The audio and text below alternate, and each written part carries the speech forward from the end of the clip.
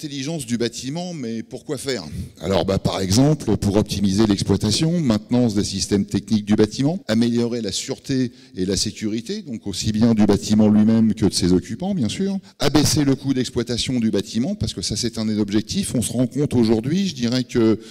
grosso modo au niveau des TIC, sur une durée de 30 ans, qui est, je dirais, une durée habituelle avant réhabilitation majeure d'un bâtiment, bien on constate que l'infrastructure et le réseau est renouvelé à peu près 4 fois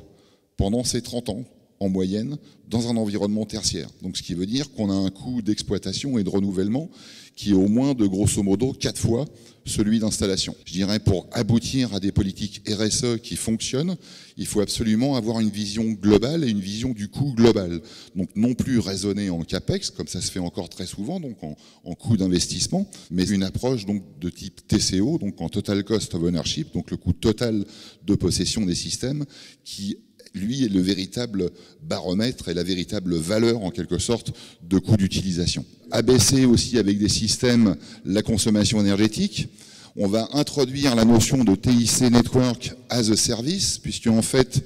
pour les usagers professionnels, il est absolument très difficile, voire impossible, d'anticiper, je dirais, à une échelle de 5 ans ou 10 ans, les besoins de connectivité dont on aura besoin dans les espaces de travail. Donc il est clair qu'on a besoin, si l'on ne veut pas être amené à refaire à chaque fois l'infrastructure pour l'adapter aux nouveaux besoins, ce que l'on fait aujourd'hui, eh bien, il faut absolument donc mettre en place des solutions d'infrastructure tant au niveau du réseau de communication que du réseau basse tension qui est associé, parce que n'oubliez pas qu'il faut de l'électricité pour alimenter un certain nombre de terminaux, eh bien, il faut absolument que cette infrastructure de distribution soit totalement flexible et puisse s'adapter donc aussi bien aux emplacements des points de connexion dont on a besoin qu'aux quantités aussi également dont on pourra avoir besoin. Et cette notion de TIC Network as a Service va consister à proposer en quelque sorte aux occupants des plateaux tertiaires, eh bien en fait un service de connectivité de cabling qui sera apporté, je dirais, par un Facilities Manager, et qui va permettre donc de pouvoir déplacer, rajouter des points de connexion à tout moment, et ce, en l'espace de moins d'1 heure. Et enfin, donc, de répondre aussi à la demande, aux besoins de services TIC, et bien sûr, à leur évolution, puisque